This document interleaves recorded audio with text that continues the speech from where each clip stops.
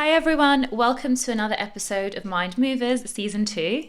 Today I am bringing my dad, Dr. Alex Eskander, which makes me so happy because he literally is my hero. And, Payman asked me, said, what's the angle? And I said, my dad is incredible because his story he always downplays it, like typically from someone that comes from the Middle East.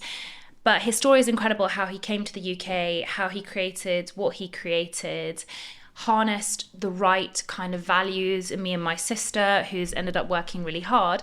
And on top of that, he's one of the top gynaecologists in the UK, which is true. And what's amazing is anytime I post him, a whole load of people on my Instagram go, he's my gynaecologist, and they say always the most wonderful things about you. My father also is the person that told me to do egg freezing. I think way before it was topical, there was a lot of taboo, and he'd been talking about it a long before people had started doing it. And I think it's a really great way for people who are listening to this podcast to really understand the implications for female health and why that's beneficial. So welcome, Daddy. Hi, thank you. Welcome to you. Thank you for having me on your shows. Amazing. Okay, Dad. So I want people to hear your story about how you came to the UK from Egypt. Okay, so back in the 60s, when I went to medical school in 1963, I immediately knew after the third or fourth year that I wanted to be an obstetrician gynecologist.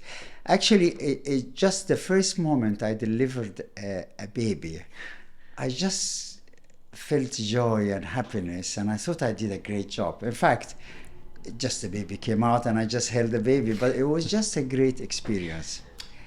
And from then onwards, I just planned to be a gynecologist. And in the 60s, and still until today, being a member of the Royal College of Obstetrician and Gynecologists in the UK has always been a big name. To be a member of that college, very distinguished. So it's been my ambition and ambition of a lot of people in Egypt, and I'm sure around the world, and I'm sure until today. So it was more famous than the American board at that time. So I planned my journey that I'm going to leave at the end of my first year internship to go to UK to study for the membership and train, because again, the British training, English training at the time was one of the best, okay? So the last year of my internship, last year in university, an internship was not an easy year because during my working hours, I had to obtain the approval of my work, where I was working, the approval of the army to let me go because I was supposed to be going to the army for the regular military service. Military service, exactly. Hold on, so that was normal in Egypt? I didn't even know that. Until today. Did you know that? But only, yes. Yeah. So at 18, you're supposed to go to So everyone does it? Everyone does it. Even Dr. Gorgi did it. Wow. So you're only exempted if you're the only son. I was the only son, but it was still temporary because my mother could have had another boy, and therefore both of us have to go. But so how old were you when you decided to move? I was about 23 at that time. So when I was in that position. So when I said I wanted a final exemption from the military because I was the only son and my mother had a hysterectomy. Now, funny enough, I went to the army officer and I said, listen, but my mother had her womb out, so she's not going to have any more children, so you don't have to worry. He said, we've never had that heard of that before, doctor, so we still have to make it temporary. It was the most difficult period of my internship for 3 months trying to obtain a visa. We had exit visa at the time, so you have to have the government to sign to say you can go out of the country, which I hated, and it's no longer the case. However, anyway, I managed with difficulty, and I was... How did you get your plane ticket to England? Well, actually, my mother was very clever. So I was engaged to a girl whom she didn't like. Funny enough, but I liked her, and I said, it doesn't matter if you don't like her, I like her. So she knew the only way to get me out was a one-way ticket to pursue my dream in the UK. And who could refuse a ticket to the UK to study and to see the Beatles country, the hippies? Had you never been before? Never been. And what were your initial reaction when you got the... Excitement. I mean, I was only 22, 23 when she said. And London in the 60s was the centre of the world, right? No, I mean, not many people traveled like that nowadays. Yeah. I mean, it was, fantastic to travel. And I also had my best friend here already, so I'm going to join him as well. And I'm going to work in British hospitals. And the NHS was a great institution, really, to train. So everybody aspired to go and train obs and gynae in the UK. So here we are. I took the flight. I landed, stayed with my friend. And sooner or later, 2 to 3 months later, I took my first post in Lincoln. Lincoln, can you deal? I know. And I wanted to stay in London, really. London. Did you cry? No, I didn't. I was excited to see the countryside. Everybody talked about the countryside of England, but I was disappointed. Why? Why? Number one, I took a train, a very cold train from King's Cross to Newark, I remember. And when I arrived, number one, the train that I had actually was not luxurious as the train we had in Egypt. That's so funny. In Egypt, we had a Hungarian kind of train, which was really like a bullet train nowadays. But the train I had from King's Cross was really like a steam train from the past. I was really disappointed. And anyway, I got to Newark, small station, empty and cold. It was cold. It was the month of December. And you were in summer clothes, I assume. Well, of course, I didn't have heavy clothes. It took me years to accept that this country needs a heavy coat. So I had a light coat. And anyway, it was a very small train to take me from Newark to Lincoln. And when I got to Lincoln, it was dark, it was lonely. There was nobody there at 9:30. And remember, in Egypt, it's a 24-hour party. You had people open all the time. So I was very disappointed. Anyway, I landed in a good health hospital eventually. How are you funding medical school? Medical school in Egypt was free. But when you got to the UK? That was all. Oh, I came to the UK.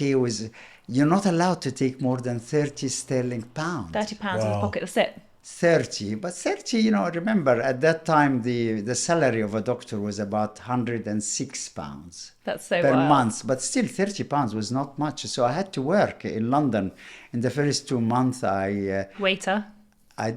First, you didn't know that. First, I did kitchen porter. What's a kitchen porter? Washing up the A dishes. spaghetti house, no? Well, it was the one behind. I think it was Spaghetti. Do you remember House. Spaghetti House? Yeah. Because the chef was a friend of mine, and he said, "Do you want to come just temporary?" And I thought, dishwashers, plates and spoons, and probably have a machine as well. But in fact, no. When you work as a kitchen porter, junior kitchen porter, remember, the other one who was there before you goes to the washing machine or dishwasher, and you go to the big saucepans. You are talking about big saucepans. You need a ladder to wipe it inside.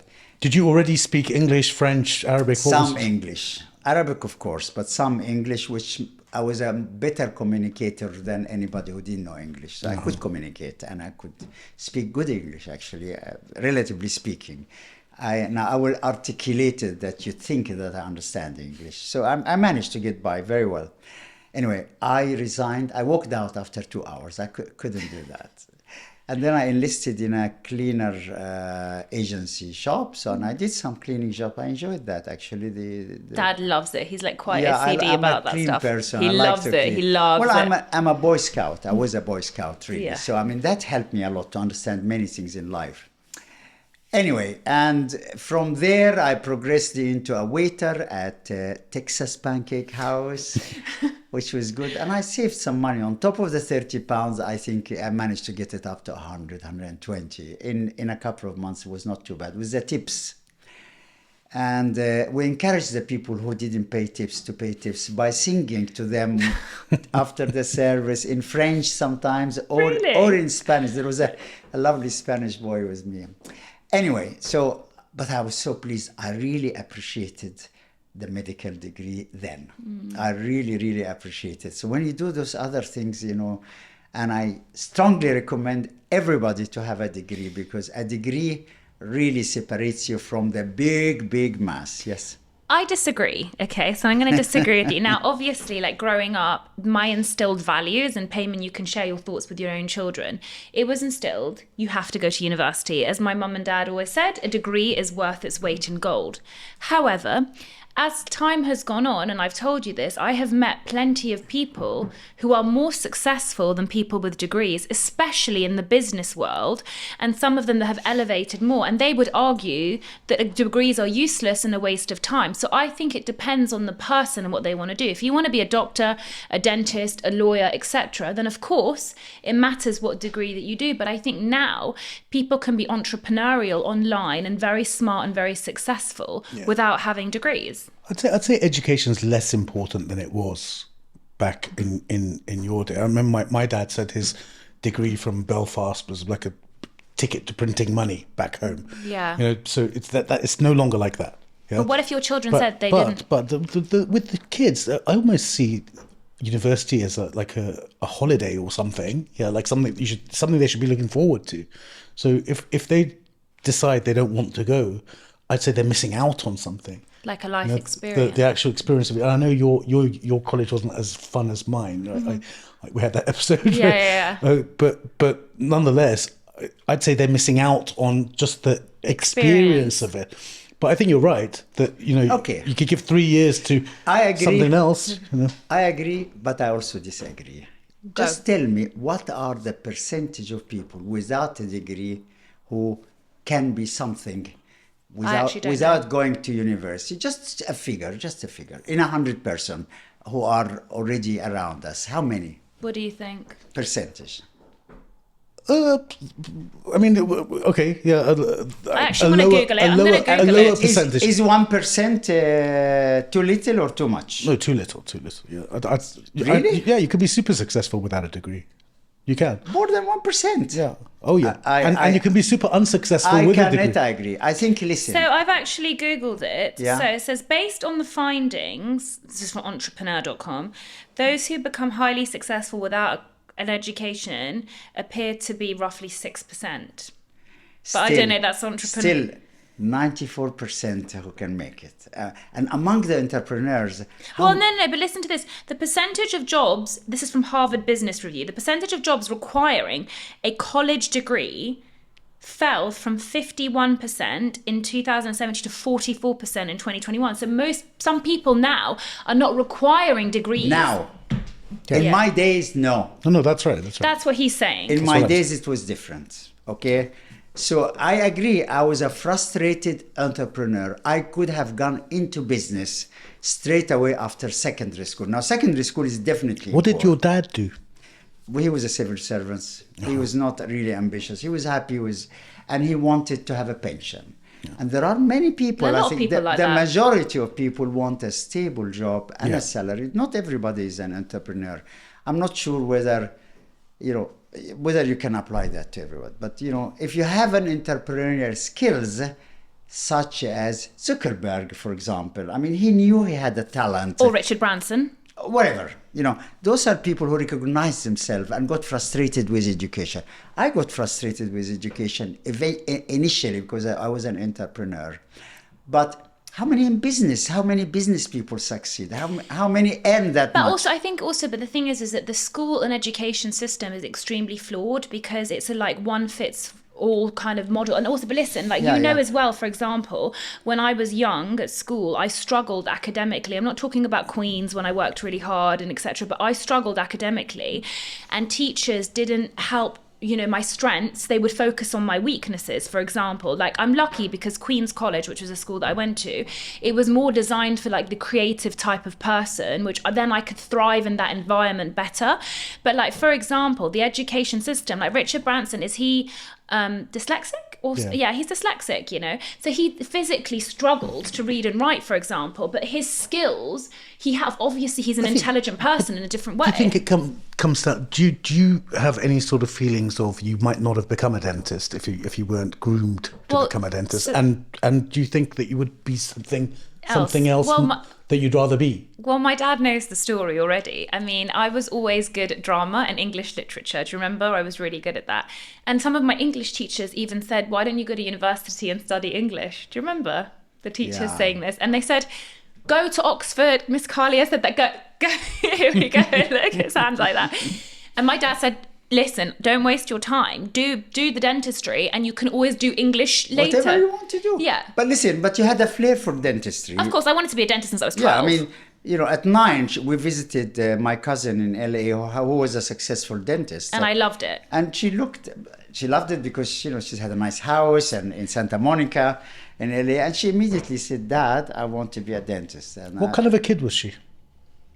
Be honest. She was a strong kid. She knew what she wanted. A handful.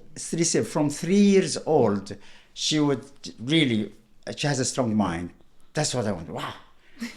She'd shout at me. So once I was shouting at her mom, and she was only a baby then. She was maybe 1 year plus. She shouted back at me. Wow. she said like that. She couldn't shout back, but she just made a noise to say that she didn't like what I said. She's always been strong, always been ambitious as well. I think the most important thing in life is to have to develop an ambition. You can't say, I'm studying this because and I don't know what I'm going to do at the end. I think it's always better to set up a goal and then you work towards this goal. About the education system, what I think I would have liked, if I would have known that I want to be a doctor at the age of 13, 14, I would rather have made that choice at that age, and there is a specialized school. From then, I entered medical school then, because everything I studied then, from advanced maths to advanced chemistry, I mean, you need the basics, but you don't need the advanced one. I forgot all about it. Most of us forgot. But people say, for example, that the things like the education system is extremely outdated, and I would agree as well. I agree. They said they don't teach you anything about taxes. They don't teach you anything about fertility. Correct. Yet they teach you Pythagoras' theorem. You know what I mean? And it's like, when have we ever used it? They concentrate on the basics, and I think there is a reason for that. Very important reason, actually. You have to understand. They want you to be a researcher and advance your specialty. They don't want everybody just to open a clinic and just really carry on with what they're doing. Yeah, but I'm talking about even like primary school and secondary school as well. Like, there's such a disconnect. Like, for example, people don't have a basic understanding, including dentists, about accounting, for example, taxes, things like this. We don't know. You know what I mean? You're meant to learn, and actually, those are important life skills and extremely helpful. Now, I want to talk to you, Dad, a little bit about your time as a junior doctor. As we know, junior doctors now, for the first time in many years, are speaking out about their experiences. NHS dentistry is also in a huge crisis. I haven't talked to you about it. As you know, I worked for many years on the NHS, 10 years. My dad made it very, very clear to me. He said, you do your time on the NHS, by the way. And a lot of dentists don't do that. But he said to me, you do your time on there. That's what he said. We all have to do. Yeah. A lot of people don't. They pay money. I didn't. See, he didn't. Really? Yeah. So. But it may be different in dentistry. Why didn't you? Because I didn't want a third party in between me and the patient. But did you train before you came here? Sorry. No, he trained in the UK. Yeah. I trained here. So you trained? I trained here. No, but he didn't have to work on the NHS. He did his train. But you trained the NHS, you mean just 1 year? So like VT, he's saying. Oh, I did the 1 year, the VT. Only 1 year? Yeah. But I did university here, and then 1 year that you have to do. Yes, but I think you can do that with dentistry, but you can't do it with medicine. Yeah. Because you need the experience. I would say, and people might think that I'm quite bold saying this, but I would say arguably sometimes working in systems like that can actually de-skill you, because I did so many years using materials that the budget allowed for on the NHS system. So for example, like the silver fillings and all this stuff that I actually didn't learn how to do like the white fillings and things like that. So actually my skills are much less than my colleagues that started doing that work. Of course you can do that kind of work within the healthcare system. It's just more limited. You know, Rhona, young dentists ask me all the time, what should I do? Yeah. And a young doctor's probably asking you the same question, what should I do? And the normal advice is do 3-4 years on the NHS, learn your skill sort of thing. Try lots of different things, see what you like, then start going into those things that you like. But my advice is kind of opposite. My advice is don't stay in too long. No, pick something, anything. Yeah, yes. Get good at something, and don't go into the NHS at all, because the standards are low on the NHS as far as materials, time that you're given, and so forth. In dentistry, it's not the same in medicine. I agree. Well, no. Even in medicine, let me tell you also that I did general training for an average of 5 years until I got my membership. Yeah. During those 5 years of training, which I value very much, I worked so hard. I did a lot of operations, which made me a competent gynecologist, more than today's gynecologist. Sorry, today's gynecologist, but you don't do enough training, really, like what we did. But again, is that required? People then specialize. So we didn't have sub-specialization then. Yeah. So I had to start thinking about sub-specializing. So I actually started to develop some interest in 1973. During my NHS years, I developed an interest in ultrasound. Ultrasound was very early then. You could only see blips. You couldn't see a picture. Uh-huh. And we used big machines. Then from there, then I finished my membership in 1977. So I started 72. 5 years was the average. And then I thought I'm qualified. I thought I'm just done. Now I want to go out on my own to practice. It would have been wrong. Why? In the following 2 years, I've also learned additional surgical experience. I've also started to do real ultrasound. And then 2 years later, I thought, well, that's it. I have enough now. I can face the world alone.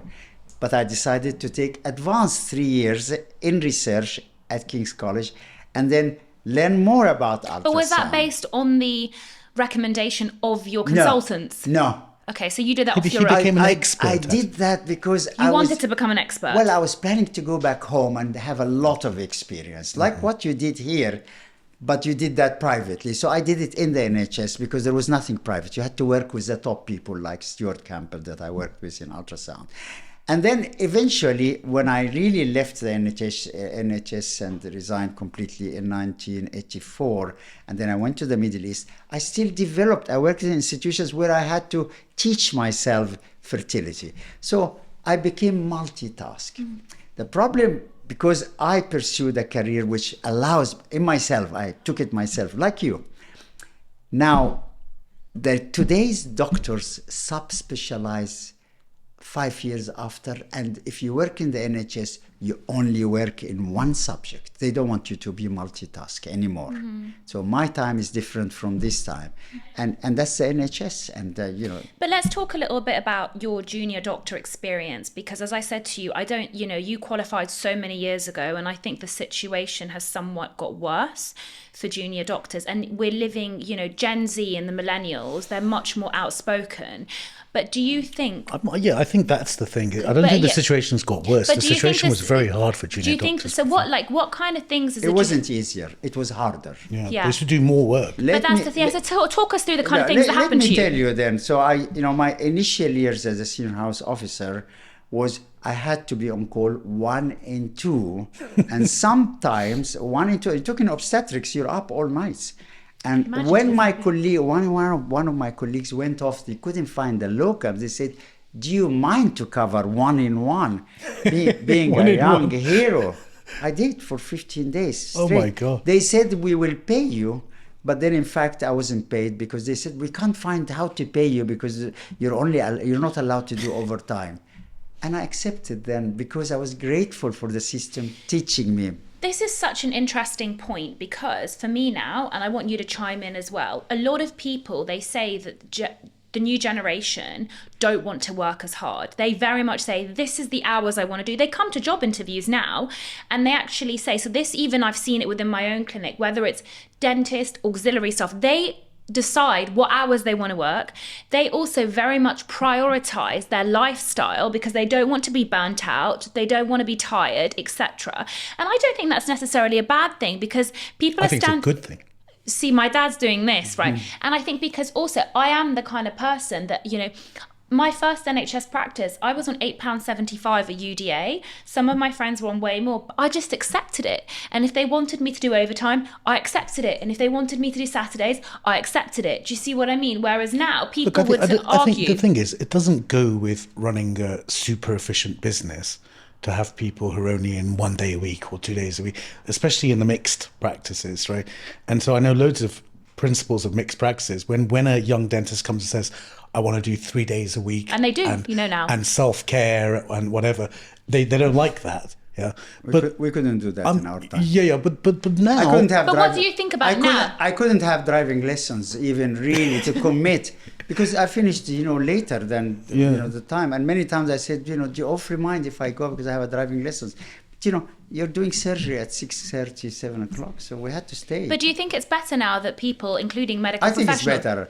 I would like to be a junior doctor now. However, the system was much more forgiving. The people were lovely. There was no complaints then. Oh, yeah. If things went wrong, you say, oh, don't worry, doctor. Things sometimes go wrong.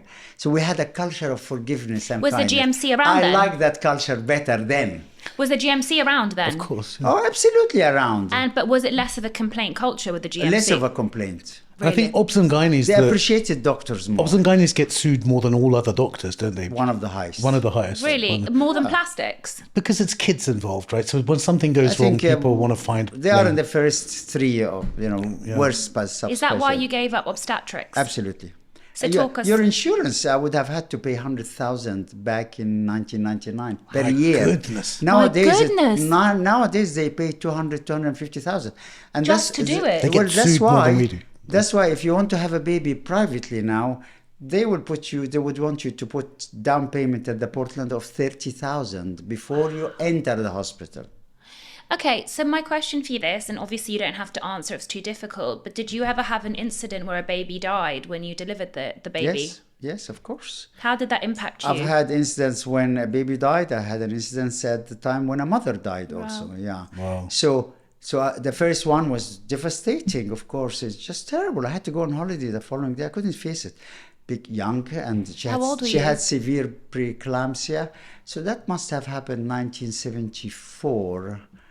So I was about maybe 26, really young, and it affected me. But you had the support. The family also consoled you. You did everything you could. You know, I had to do once a hysterectomy in the ward because she was bleeding too. You know, she had conditions which we did not recognize then. Placenta accreta. She also died.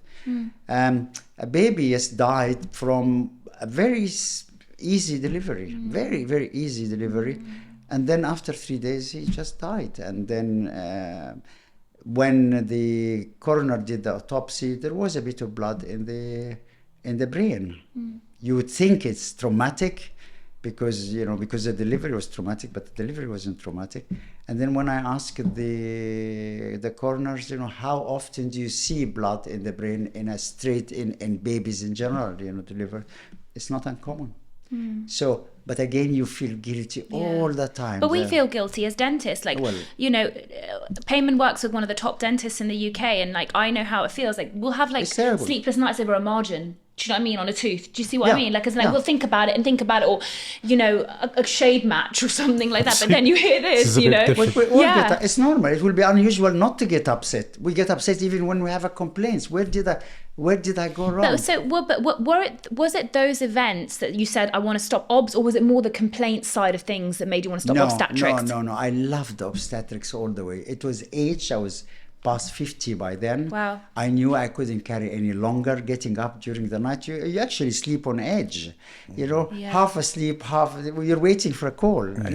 And to be honest, at that time, I decided that I'm going to stay with my patients in the hospital if I had a private obstetrics. until she's delivered. So I looked after her because I couldn't wait to go to bed and then wake up again and wake up. So imagine how many nights like that. So I gave it up, and for the insurance as well. And I decided to become only gynecologist then. So, doctor, tell me about when you made the decision to leave the NHS. This is so interesting, by the way. Also, I want to, before he talks about the decision to leave the NHS, I want to like rewind a little bit because people are very interested in my childhood. I got trolled the other day on TikTok. I didn't tell you or you, but basically someone said this woman is lying about her success because her father is a multi-millionaire gynecologist who paid for everything and bought her clinic and everything in it. Can we just have it on her? Did you buy me my clinic, Not Dad? at all. Exactly. And you're not. Rhona Eskander did everything herself. Trust me. Rhona Eskander, she worked 3 years in the NHS. Not 3 years. I did 8 years. Well, whatever. In the first 3 years in the NHS, where she worked, she was earning 42,000 a year, and I'm saying it really in front of everybody.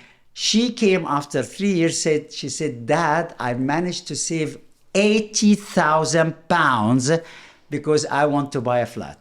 And I did it myself.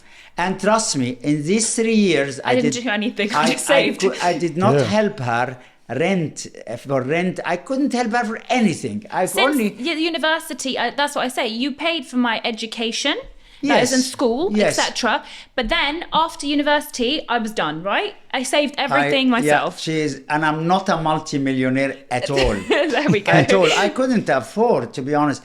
I had one policy always with them since she was very young, her or her sister. See? I gave you a pocket money from the 2 years of age, I think. 3. I gave them a weekly pocket money, and I said, well, it's up to you to save or to spend. They've always spent it. It doesn't really matter. But they've learned the value of money from a young age. Since I was 3. And then during education, then they got used to that pocket money. It was a trick to also bargain with education. If you don't do your homework, there's no pocket money this week. I'm terribly sorry. So did you work as well? No. Because for me... Just saved. You were a good saver. No, I was a good saver, but I was a really good saver. Remember, I don't drink. No. So when people were spending loads of money on drinking, I think I saved a lot of money on no alcohol because I just don't drink. I think that also the other thing is, like you said, like I remember I was only 2 or 3, but I really remember it. Dad sat me down, we just had bath time, and he goes, I'm going to give you something called pocket money. You're going to get 1 dinar, because we lived in Bahrain, by the way, at this point. Equivalent to £2. And then, so my dad went to the Middle East. It's quite interesting, because I want him to tell you why he went to the Middle East and how his experience was. That's when he met my mum. But even more interestingly is when we came back to the UK, there was huge financial struggle. Because I remember we went to Asda, and we weren't allowed to buy buy normal Coca-Cola, because I only bought Asda Cola. You bought Asda Cola because we couldn't afford it. So I think that's quite interesting. But look, I think the conversation needs to be had, that if you were a multimillionaire, and there are plenty of people who are multimillionaires whose kid might be a dentist, that still doesn't mean there's anything less about your achievement. No. Your achievement of what you've managed to do, whether or not there was money at the beginning or not, the achievement is its own achievement. Yeah. Oh, absolutely. So I can understand if someone said your dad's multimillionaire and that's not true. Yeah. It's not true. You want to set that record straight. Yeah. But if my dad was a multimillionaire and he helped me start Enlighten, great. Yeah. The last 23 years of ups and downs and all of that, or my own work or whatever. But the person who started out rich or started out poor, it makes no difference. We all have our life struggles to get through. Yeah. And even the poorest person in the UK isn't one of the richest people on the world global scale. So it depends on how you're comparing. And also how many millionaires' children have made it. A lot of them are failures as well. Yeah, exactly. It's more difficult. Many can never get their own achievements recognised. But trust me, I only paid for education. Her mother paid her also for her private But that's the thing, let's go a little bit into that. So why did you move to the Middle East? So you were working in the UK, you were 38. So I was multitask. And really, I knew now by then, I had a lot of experience. I had colposcopy behind my wings. I had ultrasound experience, all advanced. I had advances keyhole surgery, and you're talking about 1984, not nowadays. And then, I had some fertility experience. But to be honest, by 84, I was so tired. And also the competition was different. When you applied for consultant jobs, there was another 100 applicants with you as well to apply. And you had to really be shortlisted. And I was shortlisted a few times, but I couldn't just go through the bottleneck one more time. And I said, I just need a break. And everybody was having fun. It was a party in the Middle East. And also, I went... But also, can you be honest that there were too many women in the UK and you couldn't settle down? I couldn't settle... No, not because of too many women. I couldn't settle with the person that I wanted to be with. Too much choice. What does that mean? London is distracting. See, distracting. There you go. London is distracting, and I tell you, so there are not many loving relationships. Many people. Can you imagine this was in the 80s? And the same thing. Well, it still is. A lot of people find it difficult to find a loving relationship. So you can be friends. Do you feel that a lot of women talk to you about that in the clinic? Like, as in, there's a lot of women. They tell me exactly that. You can have sex, a lot of sex in London, but you can't have too much, many love. Why do you think that is? I think this is the way people are. People are just more focused on their career now. They're not really ready to have a family until later in life. And that's when we talk about egg freezing. It's a fact. Most people don't have children in my clinic by the age of 33. To be fair, maybe 35 even. But my question for you is not so much that part, but why do you think they say they struggle to find a decent partner? But Rhona, do you agree that these days getting married for a man is a lot less interesting than it was 20 years ago? That's also a point. Yes, he's got many choices and he doesn't have to commit himself. But also, I think men get worried about litigation. The law stands more with women than men. It's against men. Yeah. It's maybe the worst thing that can happen to a man. They are at a disadvantage. Do you know what's so funny? My fiance said the other day, this is going to make you laugh, he was getting so stressed about the civil ceremony. And I was like, don't stress. I was like, it's fine. Like, we're going to get the date when we get the date. And he goes, you don't understand. If the papers aren't signed, I'll have no rights to the baby. And I was like, I would never do that to you. I would never do that to him. Like, we have such a strong relationship. But I think, like, men subconsciously do worry. And, like, one of my best friends... Would you sign a prenup? A prenup. I wouldn't mind a prenup. I was listening to a really amazing podcast. I'm going to send it to you. Lex Friedman and James Sexton. Have you listened to it? No. It is phenomenal. The podcast basically is the biggest divorce lawyer in America. And he talks about everything. So in this podcast, he basically talks about prenups and everything like that. He goes, everyone gets so upset about a prenup. Oh, do they love me? He goes, it is just an insurance policy. He goes, I tell you, even the people that you see, all the celebrities that pretend they haven't had a prenup, he goes, 90% have had a prenup. And then he goes on to say, one of the most interesting things about the prenup is that a lot of people are obsessed with putting an infidelity clause. So whether it's either party, they say the prenup will only apply if there's no infidelity, right? But he says if you put an infidelity clause, it just makes it more interesting for the lawyers because he discourages them. Because what defines infidelity? Texting someone, even if they say, oh, look, here's the hotel room, he was in the hotel with the room, how can you prove something happened? Do you see what I mean? So it becomes very difficult to prove what is actually, and you start getting into the nitty gritty. But would you worry? So if your fiance's, pulled out a piece of paper and said... I wouldn't worry. You'd be calm. But I think that's because I'm not financially driven when it comes to my choice of partner. And I think the same goes his way, like with me and him. And again, But I've had friends where I've said to them, I've recommended, hey, get a prenup, and they say, I can't. Does it work? I can't even bring it up. But does it work? Yeah, well, according to Rolanda, does a prenup work? Yes. Well, I don't know the law in the UK. Who knows? But they can't even bring it up with their fiance because bringing it up brings an argument. My dad has a friend. I'm not going to mention her name, but the daughter called off the wedding because the guy wanted a prenup. Yeah. Remember? You know who I'm talking about? She called off the wedding. Yes. She called it off. He was American. She was English, and she called off the wedding, and has to withdraw all the invitations. You have to think about. Which I think You have to think about that. What was? No, but But I think it was fair from the guy. He had a lot of wealth and she didn't have any wealth. It's fine to No, I think it's... But listen, I've had... Can I be completely transparent with you? Sure. My clinic is my clinic. I've worked so damn hard for that clinic. No matter who I marry, I still want my clinic to be my clinic. Yes. What we build together thereafter during the wedding, do you see what I mean? Also, what he has got... I don't expect to just take that for what he has worked for hard for prior to me. Do you understand what I'm saying? Us together is a different thing, but you know, like immediately, as you know, in a separation, they get 50% of everything, including what you had before.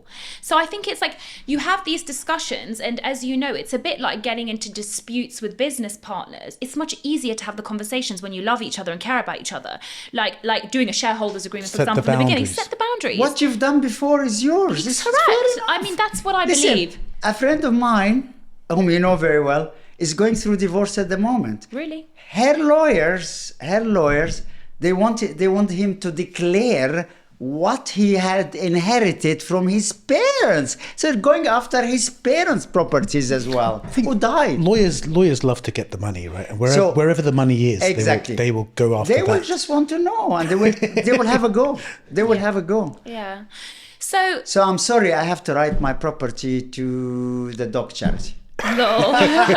Okay. So Dad. So anyway, so you were there, but this made me laugh so much. He actually really wanted to get married at 38, and he decided because 37. There was no. Can you believe I'm going to be 37 on Wednesday? Congratulations.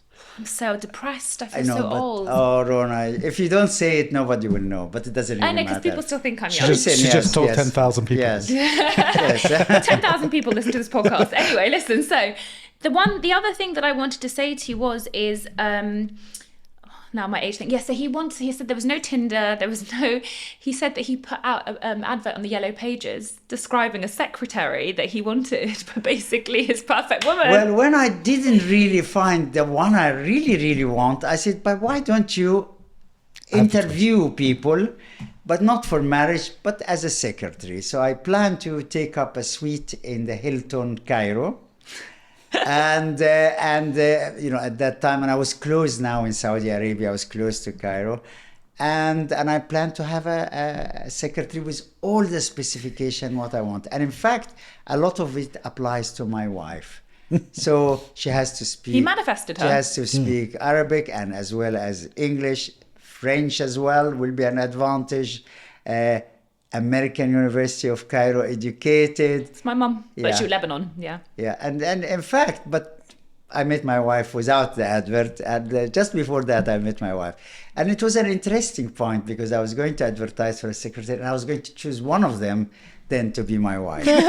But it didn't happen. I didn't have to go through that. But it was a fun... that was your version of Tinder. It was a fun experience to go through it. So how was Saudi when you went? Because he was in Saudi then in the 80s then. How was it? Saudi was very primitive and very Islamic. You know, it's all Wahhabis and they had their own rules. Yeah. And... but I worked. You know, like no I drinking, worked in nothing. the American, in the Arabian American oil company called Aramco. Yeah. And Aramco had a walled village of 60,000 people from the States, from the whole Arab world, from England, from Canada as well. So I lived among a foreign international community, and the hospital was advanced, so I could use all the skills. So we had ultrasounds, we had colposcopy, we had everything.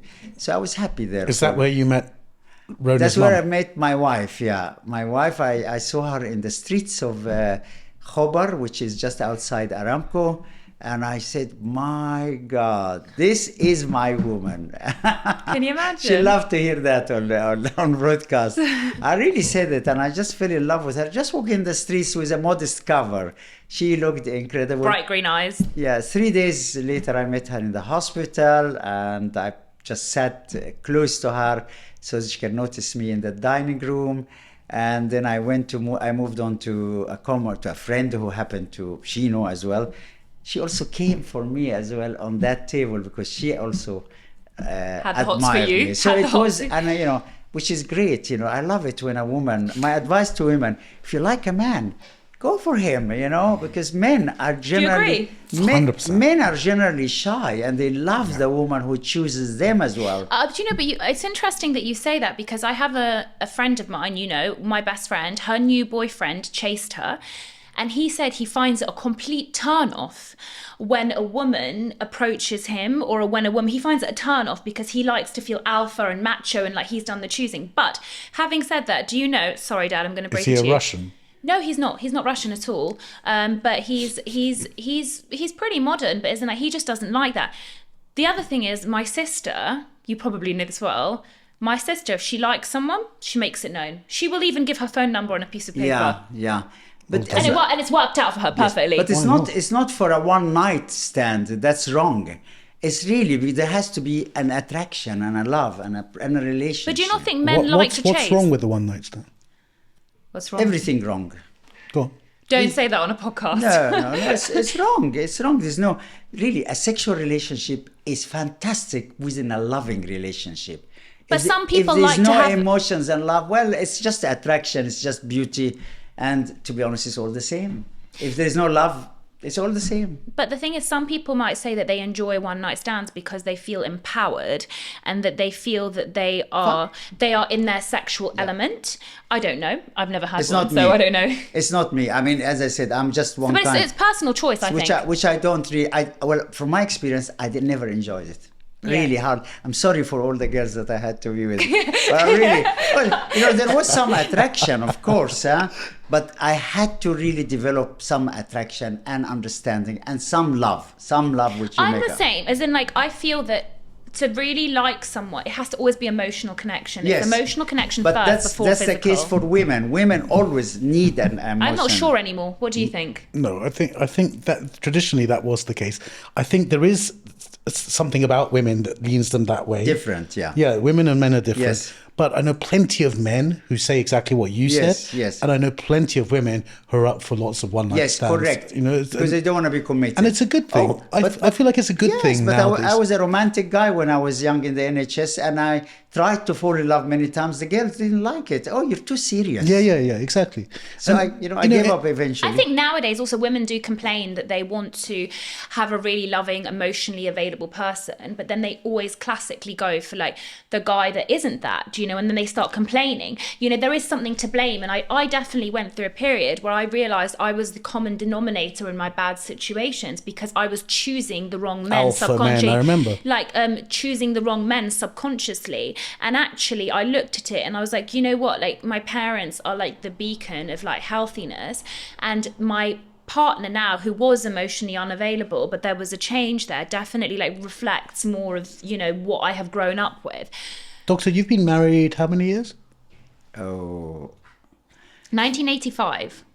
1985, so 30. Coming close to 40 years. 40, I think 38, 39. Do you still love her as much as you did back then? Just as much. But what's the secret? And, you know, my wife also just loves What's the secret? Because you know, 40 years is a long time. And so... Constant forgiveness. Do we pick her? We pick her all the time. Somebody said, and I said all the time. But you know what? Because there is love, we forget really and forgive within... Now I am 24, 48 hours, but I used to be 14, 15 days of sulking as well in the past. But my wife, 5 minutes. 5 minutes, and I can feel, and you know. What do you think as well? Because Mum used to tell me as well, like in the early stages of your relationship, that one thing that was difficult for her, which you might not know about, is there were women constantly trying also to deter your attention away from her, and there was like, you know what women get like. I know. And Mum found that difficult. But what do you think that also within that relationship, because a lot of people, like a mistake that happens is they get so comfortable in relationships that they do start to cheat on their partner, or they lose interest because, as you know, relationships go through different stages, from the 2-year to the 5-year to the 10-year. So what do you think also held you together? My mum's a bit of a... I mean, I have a theory which not many women are going to agree about, really. What? I have a feeling that men are hypersexual in general. Mm-hmm. They just really more sexually easily aroused and attracted, and they're very vulnerable and weak because of that until they get into their 40s and 50s, and sometimes even carry on. They are just vulnerable. Women, you know, they're more emotionally driven, so they're not. But I mean, a lot of women will disagree. Well, on an evolutionary level, you know, a woman cannot be as careless as a man. Correct. Because, you know, the consequences are Correct. a child, correct. right? You know, many men really don't care whether they don't know whether they can make you pregnant or not. Very few are responsible. Very few, of course. We know Very that. few. Yeah, very. Only the women have to be responsible. It's not fair. Okay, so tell us your point then. That was So it. my point is that men will be easily attracted to women. But then how did mum keep because it- they are inherently like that. Women are not. They're more emotionally driven. Unless they feel that they become less attractive, they become egotistic. They want the attraction. They want to know they're desired as well. And that happens to women after a long, boring message and where everything became just really a routine. I think the secret of a loving relationship is to forgive the man more, and the man has to forgive the woman, but it's always very difficult. And men usually don't forgive very much, but they have to forgive. So it's a matter of forgiving even if there was infidelity. So this is so How interesting interesting, because you and Shivani spoke about this. Because the long loving relationship should conquer that. So one thing that I would say to you is again, in the James Sexton podcast, which you should definitely listen to, the first question that's asked by clients when they find out about infidelity, the men ask, did you have sex with him? Yes. The woman asks, do you love her? So that's the first question. Correct. So when a woman finds out her husband cheated, is do you love her? When a man finds out his wife has cheated, he says, did you have sex with him? And it's quite interesting to see that like psychology of difference. Correct. You know, when it comes to that, because you can see then where the importance lies. Such an unfair question. You're not even married yet. But if it did happen to you, Oh, here we go. Yeah. would you have hard and fast rules, or would you take your dad's No, advice? I think that I wouldn't have hard and fast rules, and I would probably get annihilated. Shivani would definitely annihilate me for this. But I think that, like, hearing stories from my dad also about the patients that he gets in his clinic, there's complications, right? Like, my dad might diagnose, for example, a sexually transmitted disease, and the partner's like, but I don't get it, how could I have got a disease? I've only been with my partner. And then there's like these difficulties, etc. And he talks about like the nuances of relationships. My honest answer would be I don't know until I'm in that situation. And I think we pass too much judgment. I think, look, you draw a hard line at infidelity. Infidelity can be psychological. Yeah. Yeah. Thinking about someone. Yeah. Well, think listen, about someone for a week. Yes, but you know, You've but been if he's really in hard. love, that's it. Fine. You can go with her if you are in love. But if it was only a matter of sexual encounter, one night stand, and I was wrong, quite honestly, I wouldn't destroy my marriage for that. You know, I think it really depends on the situation that you're in. And as you said, if it happens like multiple times. And the difficulty is, I mean, I talked about Esther Perel. Have you ever listened to her? Oh, she's brilliant. She's, again, a psychologist, and she does a lot. She's French, so obviously very, you know, she's very open to infidelity. Open. Yeah.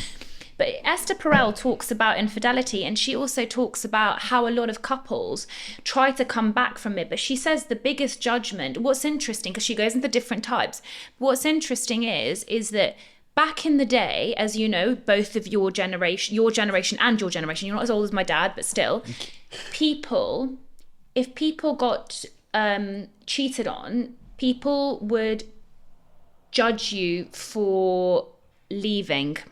That's what they would say. But nowadays, people judge you for staying. And I thought that was an interesting point, because what she's saying is that, like, people... You mean if you forgive and stay in the relationship? Nowadays, yes. Nowadays, people blame But you in the for it. past, And they will you were judge you. judged. Yes, but in the past, they Judge would... you as being a nice person Because or you a remember fool? what a stigma, even when I was growing up, having people that had divorced parents was such a stigma. Oh my God. Not anymore. Yeah, not anymore. You know what I but mean? They're not totally happy children as well. There are No, I think it depends, Dad, because there's a lot of co-parenting. There's a lot of healthy conversations. You know, the life has changed, etc. Do you know anyone who has an open relationship? Polyamorous relationship. Yeah. No, do you get clients with polyamorous relationships? It's very much more common these days. Yeah, it is. Polyamorous means...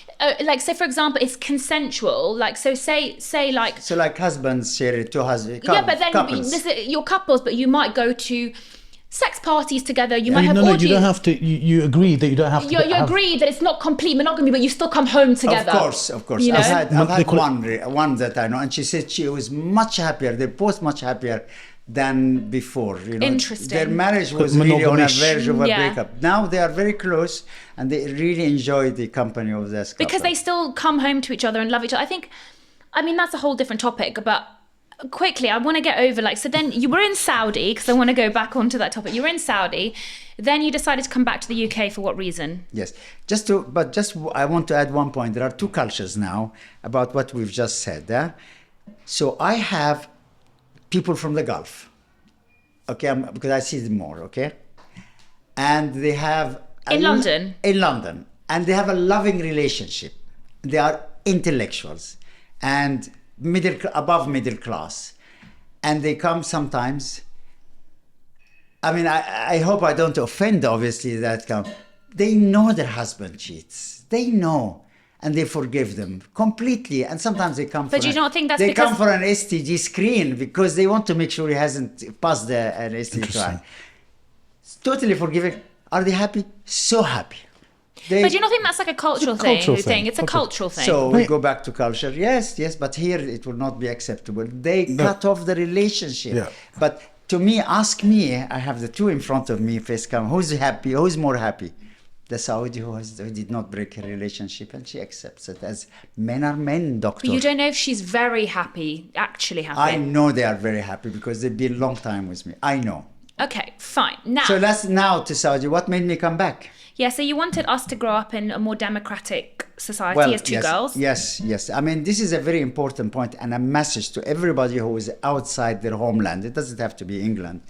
But I'm going to say home is home. Home is where you grow. Home is where you can make your wealth and your future. So if you decide to stay longer as an expatriate, and I've seen a lot of examples like that, you have to find out where you're going to educate your children, and most of the time your children are going to leave you and go into a private boarding school in England or in America, and if you decide to educate them, for example, in Dubai, sooner or later you or them have to leave. And if you decide to stay, well, it's not easy. Dubai is not their homeland. They don't have a Dubai or Emirati passport. I actually mainly left, even though I had a license to practice in Dubai, I left because of the children's future. I mean, really, this was the most important and most successful decision I made from my life, because they remain to be British. I wanted them to adapt to the British culture, and I wanted them to make their future here. And I'm happy about that decision. So when we came to London, I remember us struggling a lot financially. I just remember that we couldn't, as I said, afford normal coat. We would go to Asda. I wasn't allowed to buy anything expensive, etc. I remember mum crying all the time, and I remember being dragged around train stations and having to see my dad in Eastbourne. Now this is despite full employments in the but NHS. Why did we have such little money? It's just not enough. It's not little money. The salary isn't enough. Doctors are not well paid, I have to say. But this was worse back then. Well, even now, I think, to be honest, people do struggle. They have a regular job, regular salary, but they work very hard, and it's never been enough. And also, my mum wasn't working at the time, so what happened was... Well, even when she worked, she had to pay all her salary and even more for your private schooling. So basically what happened was that my dad got offered by his friend a house in Swiss Cottage, and my dad said, okay, fine, we'll go and move in there. Mum couldn't work at the time because her degree wasn't valid in the UK. She went to King's College to see if she could revoke her degree, and she was like, this is a joke, as in the train, because she was a Berkeley graduate, my mum.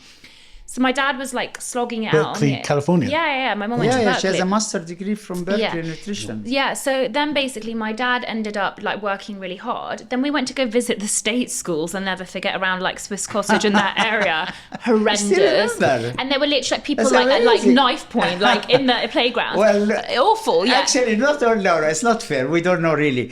But, I just said, listen, we can't afford a private school. Yeah, but we went, and my mum took one look and was like, I'm not sending the kids here. It was really rough back then. It's not like it is now. Rhona, when I spoke to the administrator, she said, are you joking? You want them to come this year?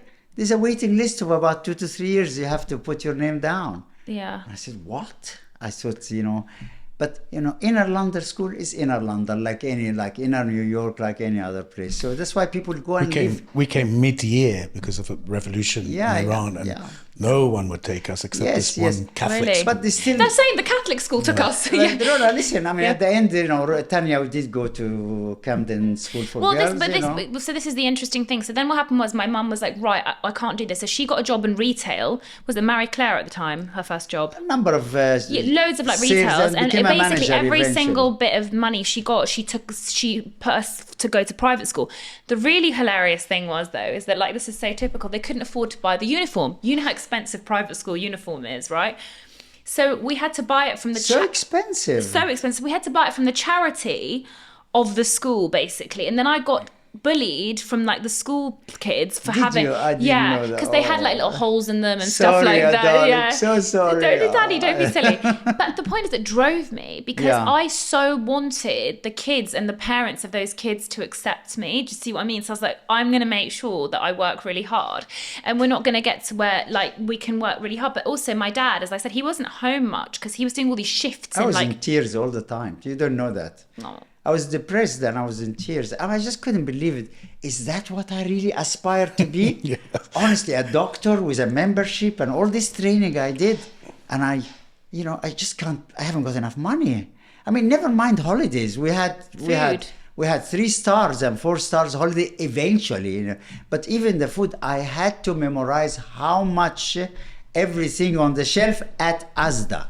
Not even Waitrose was a dream, I couldn't go to Waitrose, Anyway, so I had to. We struggled, but it was worth it because it's your home country, and I must admit, I love this country. I think it gave me a lot of strings. The people are wonderful here. But Payman obviously similarly. I mean, he came to the UK a lot younger, but he came from Where were you born? Revolution. He Iran, came during I the guess. revolution. Yeah.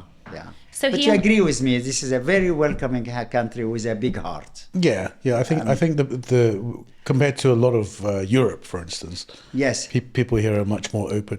Although these days populism's come into play. But however, there was racism. There's no doubt about it. There was racism at the time. But nowadays, really, I think the younger generation the whole country has made a U-turn better than many other countries.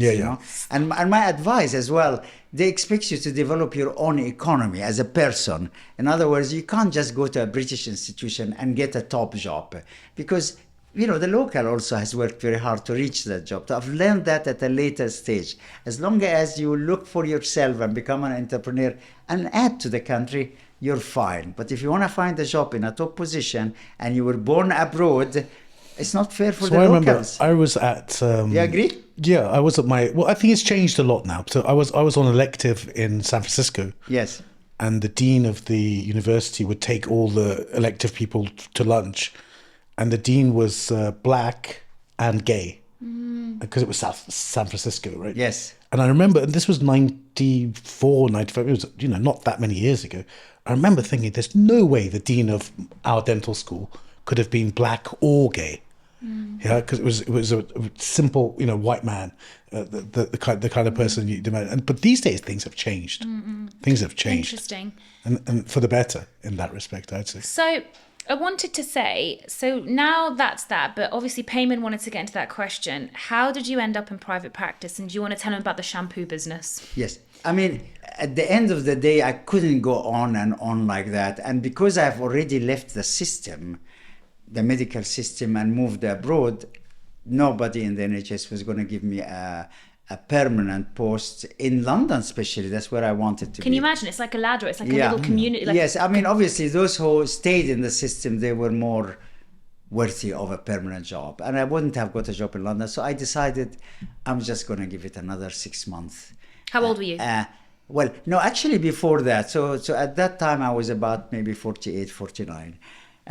But I said, okay, the best way to be in the NHS, and the money isn't enough, is to try to develop your entrepreneurial skills and find other business to do at the time when you're off. And when was I off?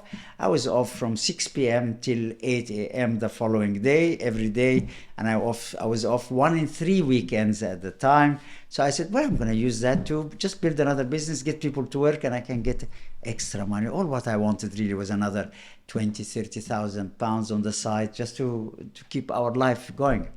So I thought I went to a lot of exhibitions in Olympia, in Wembley, to get some ideas. And I decided, since I am a gynecologist, I'm going to develop cosmetic business for women.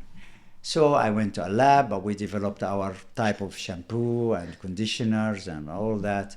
And I spent about good 6 months going forwards and backwards to a lab in Colchester.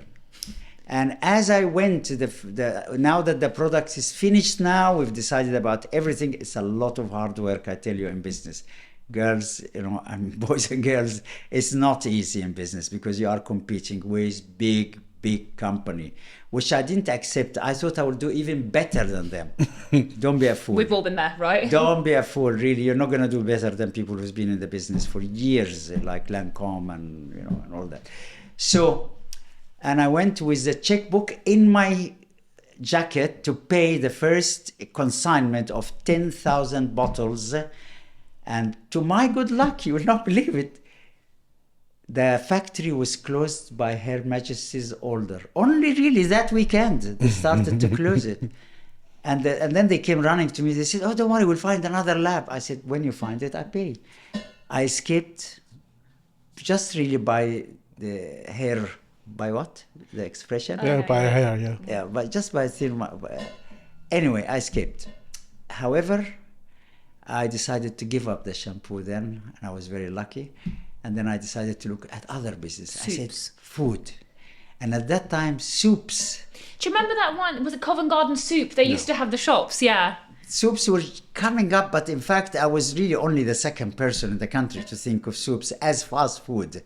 And I thought, I'm going to squeeze in between McDonald's and Kentucky Fried Chicken, and I'm going to make people eat healthy.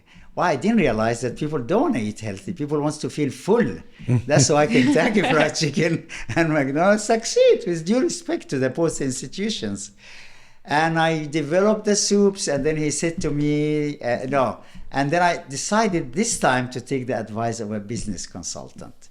And that is my advice to anybody who's listening. Before you start a business, and do you agree, Rhona? Business consultant? I mean, but this is what I said to you, like, Prav has been so invaluable. Like, it's so funny because Rolanda, my accountant, she's like, so I don't understand. She was like, is a business consultant someone that you call for like shoulder to cry on? I was like, well, he is my shoulder to cry on. I was like, but he's also strategic.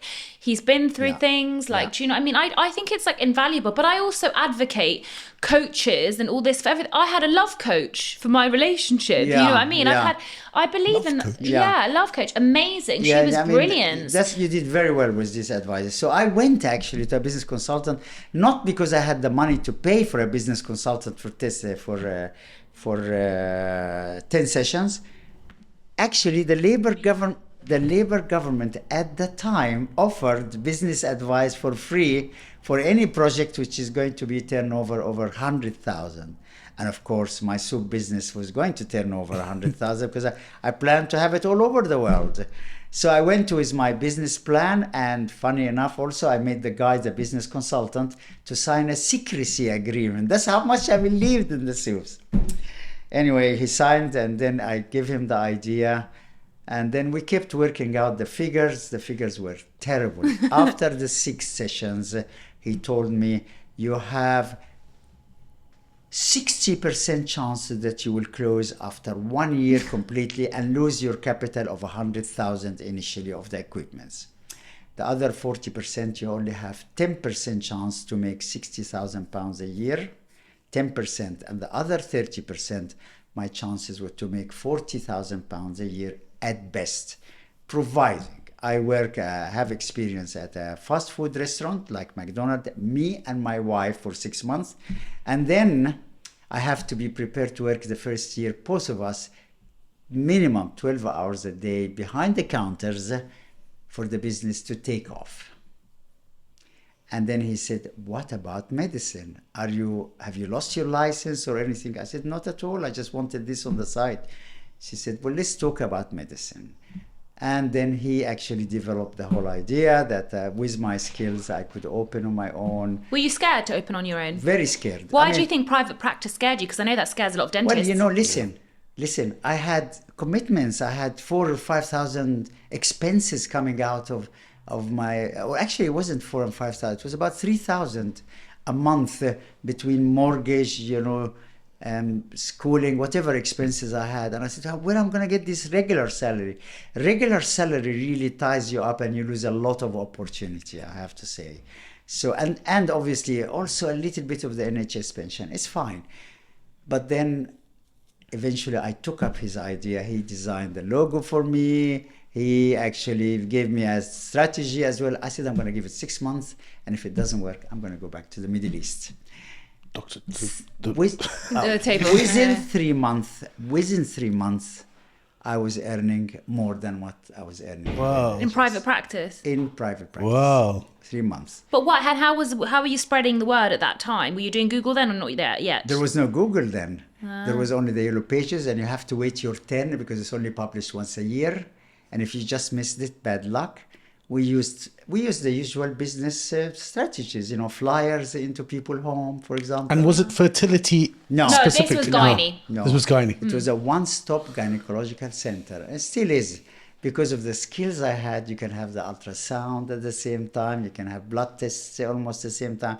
We are a unique clinic, really, to be honest. You don't have to come back for follow-ups. We give the results by email. I don't bring people back. We do the ultrasound at the same time. If you need a colposcopy, you have it at the same time. So we were attractive. And obviously the price was less than most private hospitals. Yeah. And also the services were better than a lot of... You have to have a best selling point. You can't really have a business successful without a better selling point. That's what makes business more advanced. And then I went to partnership because the only thing was missing is an IVF clinic. So I went to partnership with my colleague, Dr. Gorgi. We opened in 2004, but we've been talking since 2002. So I was only about 50, 52, 53. But see how late Dad started his private practice. So it's never too late. It's never too late. And I'm 77, and I works. don't intend to stop really completely, but obviously reduced my sessions a little bit. Yeah. So I want to talk a little bit about, obviously, fertility. So now you said the average age of women having children in your clinic is 33 to 35 years old. In this country. Now, talk to me, first of all, from a biological perspective, totally factually, scientifically, what happens to women's fertility when they hit 30 and above? So women, when they reach adulthood, say 13, 14, they have about 250,000 follicle, and follicle contains immature eggs inside. And only one of them come out each month. So, you do the math yourself. So by the time you reach 20, you had some reductions. And the rate of reduction is very slow until about 30. And then the curve starts to become steeper. So you lose more eggs as the ovaries get older. I'm not talking about women getting older now, because women are much younger now at an older age. So you might feel young because you're going to the gym and you're keeping the heart and you're keeping everything going. But the ovary hasn't evolved really to accustom to that. So at 30, you lose more eggs between 30 and 35 than 20 to 30. And after 35, the curve even becomes more steeper. Stress. So between 35 and 40, sorry. And I told you that before 30, but it doesn't mean you can't get pregnant, but you just lose, more eggs. They just die. They just become atrophied. But you still have eggs. Can anyone do anything to improve their egg quality and quantity later on in life? Can you do anything? Or is it just the usual stuff like good diet, No? Nothing, even diet, I cannot tell you. The ovary has its... So there's no studies to show? Its own cycles. No. What about stress though? Because there's been a massive... There has been studies to show that stress in general, let's talk about whatever age... It makes you age. No, but also stress has an implication on people's ability to get pregnant. Some people say, the moment I stopped stressing about it, I fell pregnant. Do you see what I mean? But you're talking about ovulation, not ovarian aging. Okay. Yes, stress can affect a monthly ovulation. You can have irregular periods due to stress because you're not ovulating on a regular basis. So let's be clear. In order to have a regular period, you have to have an egg coming out, in the middle of the month. So ovulation can be affected by stress, but not ovarian aging. So when you reach, there's another complicating factor. So by the time you reach 35, the egg quality, and what I mean by egg quality, in order for the eggs to fertilize and make a human beings, you have 23 pairs of chromosomes. So these 23 pairs have to split to become 23 single. So when they unite with the man's sperms, also 23 singles, you make 23 pairs, a human being, which is a mix of dad and mom. However, when the ovary ages from 35 onwards, that splitting of the chromosomes is not perfect.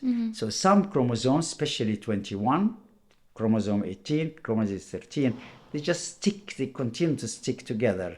And you end up having one egg with 24 chromosomes and one egg with 22. Either of them, when they unite with the partners, or husband, you end up with a 145 chromosome and 147 chromosome. Both of them are abnormalities, are abnormal children.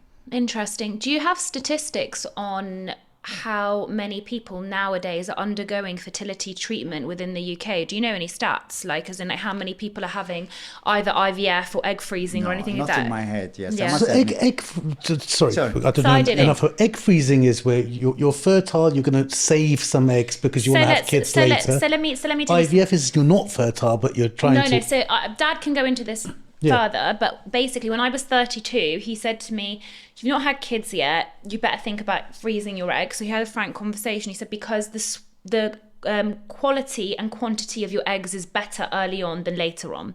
Because a lot of women, they try to freeze their eggs, as far as I know, 38, 39, and they can get like 4 eggs, right? Isn't it? They don't get many at all, depending on each case. But the earlier you do it, from what I understand, the better the outcome could be. So when I froze my eggs, I found it a very stressful experience. Like, to be honest, Dr. Gorgi, who is my dad's business partner, he's brilliant. He gets really high success rates. That's why I've referred a lot of people.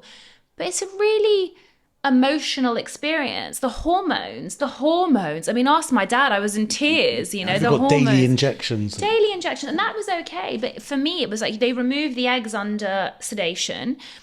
They got 19 healthy eggs in one go. I thought it was pretty good, no? Very good. Yeah. And they're there now in the bank. They are there. But you know what's also hilarious, which you again can explain?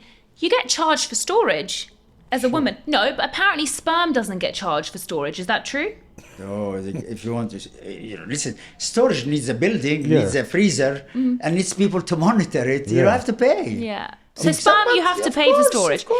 Everything you have to pay for storage. Okay, fine. I'm spreading fake news. Why store it then if you don't have a building? Where would you store it? And then IVF is when people have a problem conceiving a child. But I think there's loads of different problems that can happen. And again, Dad can shed a light on it. There's people that can get, like, an embryo can be formed, but it doesn't stick. So they get miscarriages. Yeah. And there's people that actually can't get pregnant. So what's your thoughts on that? Like, why are these numbers increasing? So I really want to make a very important point, okay? So we already explained that the number of follicles which contains immature eggs decreases every year. Every year. So slowly until the age of 30, a little bit steeper, 30 to 35, more steep from 35 to 40, and from 40 onwards, even worse. So by the time you reach the menopause, there are hardly any eggs. So we call that egg attrition. So everybody assumes I will be okay at 30, 31, 32. I'm still okay. Okay until 35. It's not true. But I don't want to scare you. I have seen ovaries which hardly contains any eggs or contain eggs equivalent to the age of 38. And I've seen it at 25 years of age. Wow. And as a result of seeing it, and that's not only just by ultrasound, also there's a blood test to monitor it called anti-Mullerian hormone. It's AMH? AMH. Mine was quite low. That's what Gorgi told me. Well, yours was borderline. 12 was okay still, but under 10 and under 6 is worse. So my recommendation is that before you reach such a decision to delay your pregnancy, have an ultrasound at the Just check. At the age of 25 to check your ovarian reserve. And if it's a lot and it's fine and it's absolutely normal, I think you can leave it then safely at perhaps until 28, 30 before you have another. But I would strongly recommend from 30 to 40, every year you monitor your ovarian reserve, just like an ovarian health, by ultrasound, where we observe and count the number of eggs, as well as anti-Mullerian hormones. And as long as they are healthy, then you're okay to wait. But once they start going down, then you can seriously think, am I going to have a baby? Am I in a position to have a baby? Or shall I freeze my eggs? Now, the advantage of freezing your eggs early at a younger age is because the quality is much better. So having 19 eggs at the age of 35 is not the same as having 19 eggs at the age of 25, for example, because some of the eggs are bound to be unhealthy, poor quality, and they may not fertilize. But that's fine. But 19 is better. Not only that, if you leave it until 35, the number of follicles will be less. The number of eggs retrieved really for freezing will be less. The quality will be less. So you can see my point. So that's my advice as far as ovarian reserve. Just to summarize, an ultrasound scan at 25, just to know that you are following the normal curve, and then 30, and from 30 onwards, once a year, unless you decide to have a baby already. Do you know what is interesting, actually? So there was a dentist, lovely one, you know, as well, and his wife was so grateful to me when I spoke openly about my egg freezing. People weren't talking about it that much online. I went out and was like, guys, I've just done this, and everyone was like, whoa. And the reason was because they tried to have a baby when she was 32, they couldn't, and when they went to the doctor, she had early onset menopause. Yeah, and then they got 2 eggs from her. And luckily one implanted, and they have very lucky one child, and she only has one child at 32. I'm very interested to learn. Okay, we had the scientific side there, but from a woman, the social side of the question of the ball is in your court now. Well, the question of how would it feel if someone told you can't have children? Number one, number two. The process, going through the process, and you said you had stress or hormonal issues, and then from yourself, you must have had to break it to people that you can't have children a million times. I never say that. Well, okay, it's a wrong statement. Sure. Because I was going to ask that. Why is it a wrong statement? Wrong statement because we know of sporadic, rare pregnancies which happen even 2 years after the menopause. Really? And the Family Planning Association. What's the oldest? Gordon Ramsay's. Well, did you see about Gordon Ramsay's wife? Huh? Gordon Ramsay's wife got naturally pregnant at 47. What's the oldest pregnancy you know of? As I've seen at 47 and 48. 48. And spontaneous. But can I ask you something though? Do women, it must be a very difficult conversation, do they get offended in the clinic if you advise them to think about having a kid soon? Do they get offended? I had a complaint. See? Well, I had a complaint when I mentioned to somebody, I noticed the low ovarian reserve, and I said, everything looks normal, but the number of eggs is small. I mean, I'm obliged to tell her. It's a finding which I have to write. And you know, if you are really in a position to have pregnancy, I think you should perhaps get on with it or monitor to the future. But people really hear half of the words. They're triggered. Yeah. But we So, big complaint, and by a famous journalist as well. Her mother-in-law was a famous journalist. I'll tell you off the record after that who was she. But it was terrible for me because here I tried to convey the facts, but people get upset from the facts. And not only that, they complain. They make a complaint. So I had to spend time to reply and explain. Yeah. I think it's like a really difficult one because I think, like you said, more and more women, they want to delay having a child because they are more career focused. Also, I think that women have hired their standards from what they expect from a man as well, because they bring a lot more to the table now. They're like, I want to date someone that's X, Y, and Z. And then that all like delays the process. Now, I think ideally, if I'm completely honest with you, I would have had a child by now already. I put like an onus onto my career, but also always been like a serial monogamist. Do you see what I mean? And for whatever reason in the past, the relationship hasn't worked out in that way. And I was a very late bloomer, like my dad will tell you, like as in like I was very focused on like my studies, always had friends and stuff. Let's say you couldn't have children. Yeah. What would that mean? I think there's loads of options now, and I've already like discussed this with my partner. Like if I couldn't have children now naturally, I'd number one try to use my eggs. If I couldn't use my eggs, then I'd go through IVF. If I couldn't go through IVF, I'd consider a surrogate. I would even say that. Do you see what I mean? You know, so yes, but you know, but some women, and to be honestly, I think you may be one of them. You're not really hot about having a child. He just says this because I've delayed it. You're a career, but you're a career woman. You have already married your career and you're enjoying it. You're having a happy life.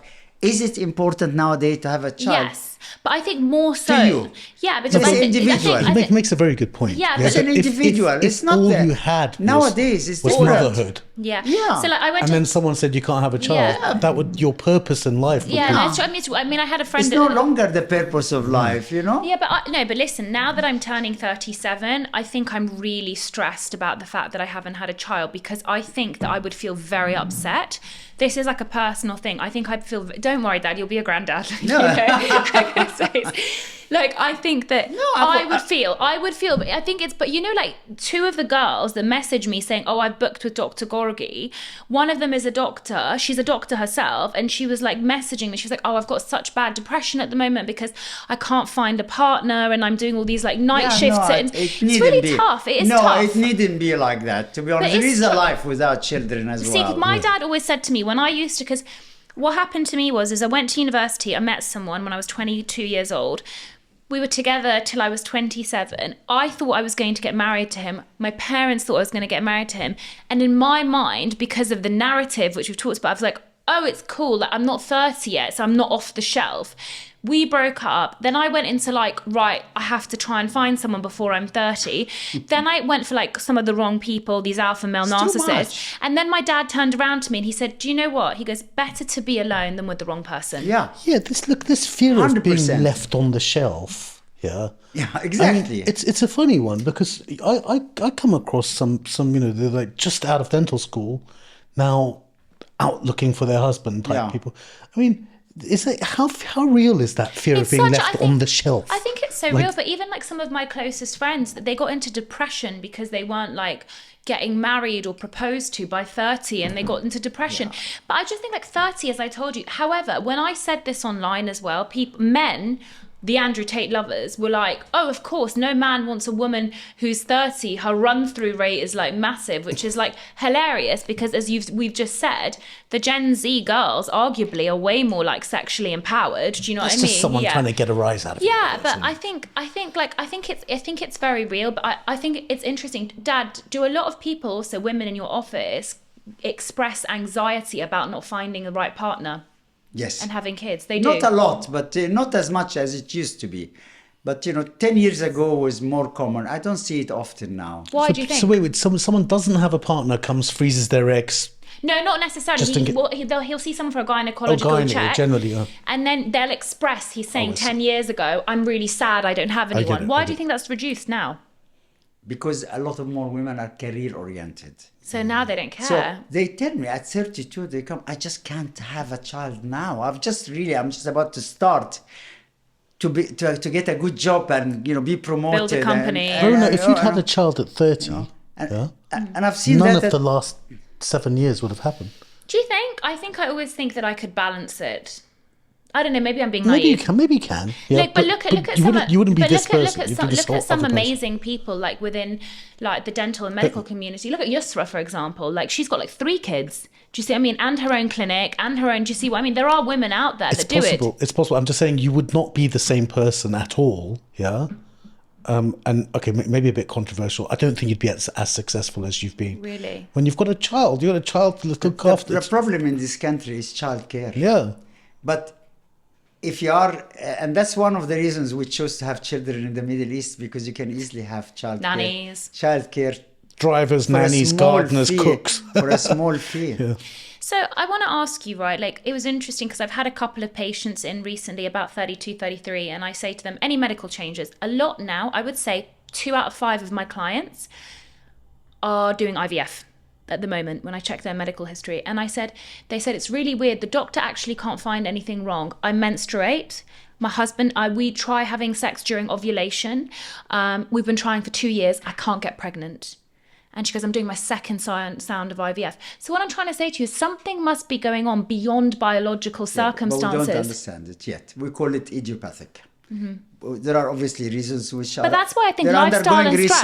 research and immunology. You know, Dr. Gorg is very hot on finding immune reasons, and there are some mixed feelings in the society about immune problems being a reason for infertility. Mm. He's one of the very few in this country and in London who looks into these reasons, and he brings success when somebody had 10 failed IVF. Mm-hmm. So there are some immune reasons, but yet it has to be proven as well in bigger studies and all that. There are some studies which shows it improves fertility rate. There are some studies which says no, it doesn't. I'm not sure there's more stress now than there was before. No, it's not stress. Yeah. Stress, pollution, maybe, maybe processed foods or whatever that is, sleep or whatever. Would you adopt? So I think excellent consideration to adopt. So it was interesting because I was having, I have to bring Bianca on the podcast. Bianca's my best friend. She told my dad that he was classist when we were 12 years old because she wanted to go, when we were 13, she wanted to go to a rave in King's Cross when King's Cross was when I was 13. So do you remember what King's Cross was like? We went to a place called Bagley's and my dad dressed like little, Bagley's, dressed in these little mini skirts and crops. My dad was like, you are not getting out of this car. So she's like, Dr. Eskander, stop being classist, Imagine, just because it was King's Cross. King's Cross was an empty, bare land. Yeah. It was a dodgy area back with then. Drugs and, and we were and dressed sex like workers. Yeah. So anyway, Bianca is so opinionated and she has made the conscious decision. She had said, I do not want to have children. She made that from a young age. Haven't I told you this about her? She doesn't want to. She wouldn't mind me saying this. She's an incredible psychotherapist. She was a journalist working in the Middle East, has worked for loads of different places. He loves her lots. She's like a second daughter. But interestingly, her sister had IVF with a donor at 44. So she went to Greece. She got a donor, chose a very handsome Dutch man, whatever, got implanted, had the baby, completely healthy, fine. Second time round, she's 46. The IVF didn't work. So now she's going to be adopting a child. Now, I was having this conversation with Bianca and she turned around to me and she said, I think it was her partner that said, which I thought was a really interesting point. He goes, human beings have such an obsession with passing on their DNA and leaving a genetic imprint. Of course. And he goes, but it's a weird obsession. And he gave an example of his friends that tried to have a child for maybe 10 years, couldn't. They got a surrogate. The surrogate had twins. One of the babies had meningitis early and now is in a wheelchair. And he said that their whole life has been dedicated to the child in the wheelchair. And he said, but their obsession with trying to fight the biology also was hampered them in the end. Does that make sense? Yeah. But you could argue, obviously, that it's been very fulfilling, their life as a result. You could argue it both ways. But the point is... It's a very important point. Yeah, it's a very important point. But I don't think I necessarily want a child for my genetic DNA. I don't even think about that. I don't want to lose the surname Iskander, I told you, because then after you, it's gone. So I want to be Dr. Eskander. But in terms of for me having a child is more about that bond and having a human being that's your... someone you bring up and someone that you look after and nourish. And I think that, you could adopt. If I adopted though, I think I'd want someone that's a child that's maybe really opposite to me, as in a completely different culture and ethnicity. I don't know why. I don't know. I really don't know. I don't know why. It's just something that I always thought sometimes I meet children that have been adopted and I don't know, I just feel well, in so much as you don't want it to be a secret at all, you want it to be out in the open. out in the open, exactly. And people just know. But not to get not for people to give me praise or anything, but I'd want it to be... You don't want it to be a thing to hide. Correct. How interesting. How would you feel about adoption, grandchildren, if that happened? How do you know that your DNAs are half from me and half... How do you know? From me and your mom. What do you mean? You've been cheating on mum? How does anybody know what's inside you? A child whom you actually bring up from a young age is your child. Yeah. Does anybody take a test from him and say, "Oh, I want to see who you are." I mean, really, you don't see Well, the I know. DNA. Well, I know several men who say they wouldn't adopt. Yeah, but I think, but think about it, really. Yeah. No, I agree If with you you. brought up a child so young and he's I agree with you. adopted your environment and everything, what does it matter about the DNA? I agree with you. But You know? there's an element of. I know there is. Having kids is so hard anyway. Yes. Having your own child is It's such nature. a massive It's nightmare. Yeah, look, I think this is such a huge topic because Yeah. also, for example, Daddy, we had someone who I'm seeing tomorrow. We had an incredible man called John Lancaster on the podcast. He was born with Treacher-Collins syndrome. Do you know about Treacher-Collins? No. So you're born with certain features. So you don't have cheekbones, you don't have ear bones, and you look very distinct. And his parents didn't know at the time because I don't think the technology was available. So when he was born, they gave him up for adoption 2 days later. And on the adoption paper, they wrote that the parents were horrified by the child's face. Imagine he saw that. He grew up to be one of the most beautiful, kind, incredible human beings in the world, like Os Payman, incredibly successful. He did a documentary. He tried to find his parents when he reached 30 because he thought maybe they were young, they didn't understand. He tried to reconnect. They still didn't want to have anything to do with him. However, the love that he has and the bond that he has with his adopted mother is unbelievable. Exactly. And he considers it to be Those his are mother. yeah. And I think that... Why does he have to worry about his... Yeah, and I think he's okay with it now. I know. He is okay with it now. But I think, like, the point is that we all... It is that love and bond. But then on the other side of the spectrum, I have certain friends that have now, because we're older, they meet people and they get into relationships and the guy already has kids. Yeah. 2 kids, 3 kids, Yeah. whatever. It's tough. Would you do It's that? tough.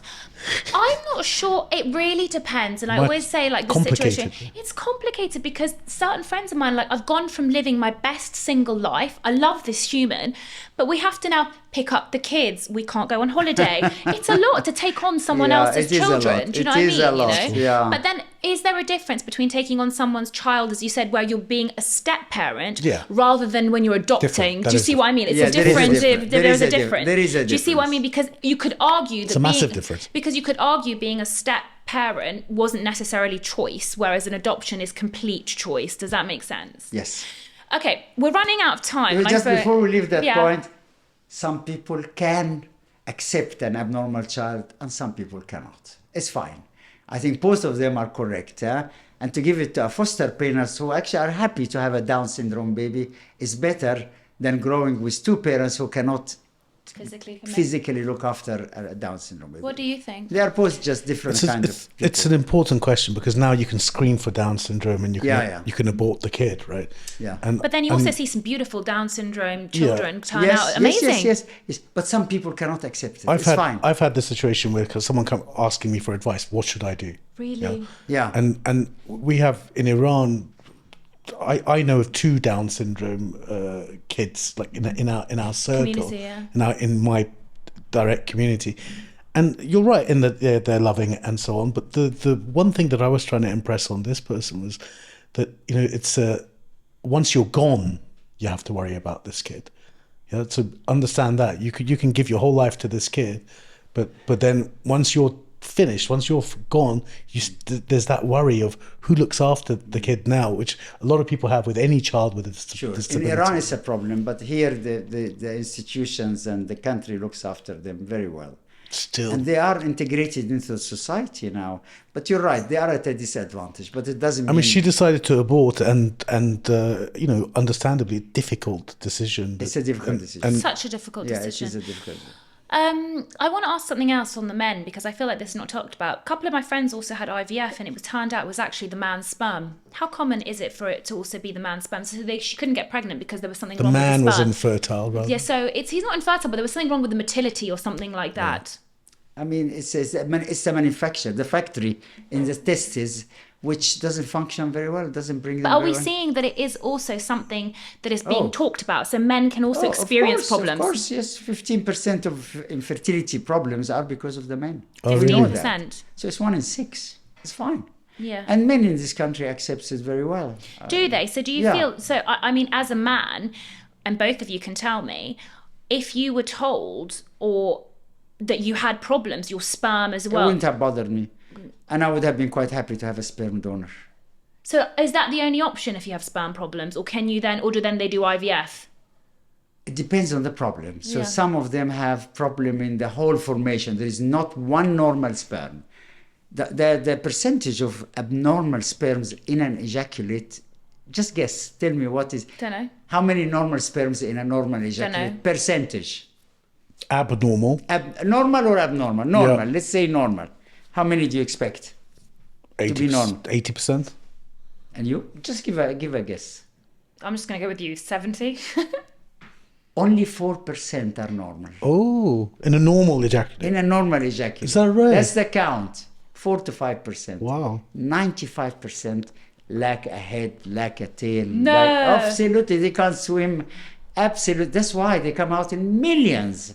And those ones don't reach the egg because they can't swim. How interesting. So, but 4% they manage. They are, the winner. You start the race for the best sperm from that time of ejaculation. The best one will reach the egg. How would you feel if you were told that something was wrong with your sperm and that was affecting your ability to have a child? Yeah. How would you have reacted? I think at the time I'd be okay with it. Really? Now, having had kids and so on, now in retrospect, it would be something Difficult. more difficult. But I think at the time I would have either thought of something a donor or I'm actually up for people who say I don't want children. There's well, Bianca's one of them, I told you. But listen, I would have been very upset if I didn't have you. Yeah. Imagine. But listen, Imagine, huh? but I think like my dad's incredible because he's always been very open. My dad also had prostate cancer when he was how old were you, Daddy, when that happened? Worst time of my life. It's like I blocked it. It's in early 60s actually. But it's actually 64, 65. it was the prostate cancer. Early. It was early. It was pre-cancer. Yeah, really. Daddy it was stage 2. I remember. It's just how they get over it. My mum was the same.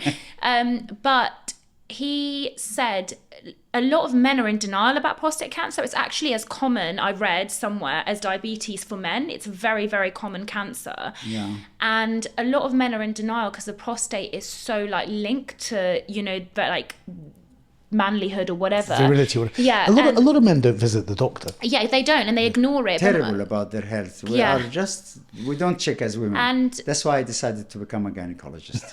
To look after. And my dad actually was very open, as in it didn't ruin his life. He was like, this is what's happened to me.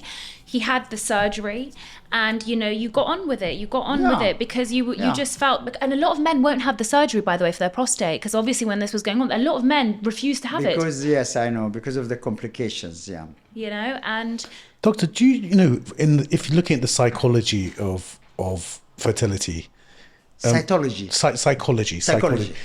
We have in cosmetic dentistry, we've got there's a type of patient that's like a body dysmorphic syndrome that is looking for the cosmetic dentistry, but a lot of women will consider it failure.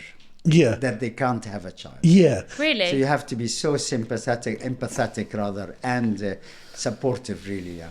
And also never lose hope. Never use the word that you... And truly, you can't lose hope. Some people even go and have IVF 1, 2, 3 cycles. It doesn't succeed. A year later, they become pregnant. I've had that happen to friends, yeah. Yeah. So really, never give up hope at any time. But what about the body dysmorphic syndrome person will be blaming in this case, their teeth for their happiness. Yeah. And whatever you do to their teeth, they're not going to be happy. Yeah. Is there an equivalent in fertility? Is it like someone who's given the name to their pain, the fact they can't have children, and is going after it in a sort of crazy way? They get disappointed, that's all. And then nowadays they think of options of egg donation. So egg donation is available now, and a lot of people accept it, just like sperm donation as well. In this country, obviously different cultures. If you go, for example, to my Egyptian world or to the Gulf world, they'll be very upset. The man will be insulted in his masculinity and the woman in her femininity, because that's their role. But as they become educated now, and I think they become less. One of my beauticians, who's Iranian, who I'd been seeing for 12 years, she sadly could never get pregnant, and her husband became very abusive. And then he ended up divorcing her because she never had children. But then later on, when tests were done, it turned out that she doesn't have a womb. Yeah. Doesn't have a womb. doesn't have a womb. But in Iranian culture, she was totally shamed for not being able to have children. She was born. She was one of those where she was actually born without a womb. It's not fair. She never had a period ever in her life. Yeah. Right, we could go on for hours. We need to have you back on. I want to end the podcast, Dad, because you always like my words of wisdom. What's one piece of advice that you would give to someone, or what's the one piece of advice you could give your younger self, knowing what you know now? My younger self, myself. So imagine you see now Dr. Alex Eskander when he's 20 years old. What would you tell him, knowing what you know now about life? Yes. I think, and I've told you that several times, stay focused. As an early age. There's nothing called, I'm just going to study this and then I'm going to find out what I'm going to do. Focus, decide what you want to do in life, and work hard to achieve your goal. And you must have a goal. Yeah. If you don't have a goal, then really you could waste a lot of years. So you must have a goal. You may be disappointed you don't reach your goal, but that will take you to other goals you could reach as well on the side. But you must have a goal and ambition in life. No ambitions means you just become static and you leave it up to the world and to the circumstances of the world. That's my number one advice, a goal. Number two, you have to be flexible in life at any stage. Had I not been flexible, I would never have been successful. Mm-hmm. So my practice moved from one section of the things I know to another section, to a third section. I have modified it many times. Pivoted. And same in life in general. You just have to adapt. So if you can't afford a certain type of luxury, you just have to downsize and then move upwards. When I'm sure you agree with that. Sure. If you're not flexible, you suffer as well. And I know people who had to they lost their house and they lived in government, I don't want to say the council, but they lived in government houses and then they made it again and they bought another property. That is life, as long as you keep going and look after your health, I think. And I love the young generation. Nowadays, they are so healthy all over the world. They go to the gym. My generation, it was smoke and drinks and style because we were marketed heavily by Hollywood. So I could never understand. They had a glass of whiskey all the time. That's why I drank whiskey, to keep in style. Similarly with Marlboro and Kent's and a see-through shirt. Do you remember? Nowadays, it's actually a stigma, and bravo for the government and the culture that it has changed our perception of all these bad things. They're amazing, the new generation. On that subject, I know loads of 18 to 25-year-olds who don't drink. Yeah, it's a massive thing now. I love them. And we went with one of them. This guy was older, but he asked at the pub. It was a pub, normal pub. Said, "What alcohol-free lagers do you have?" And they had 6. Not just one. Six different types of alcohol-free beer. It's amazing. Yeah, amazing. And it's become a thing. So health is very important. Yeah, but my dad can vouch for me. I've not been drinking ever. But only because you're lucky. You never liked it, really. I mean, I tried to introduce you in order to become normal in a society. But, you are normal without drinks as well, Okay, thank you so much, Daddy. It's been a pleasure. It's been a real honor. Thank you so much. Thank you. Thanks for having me.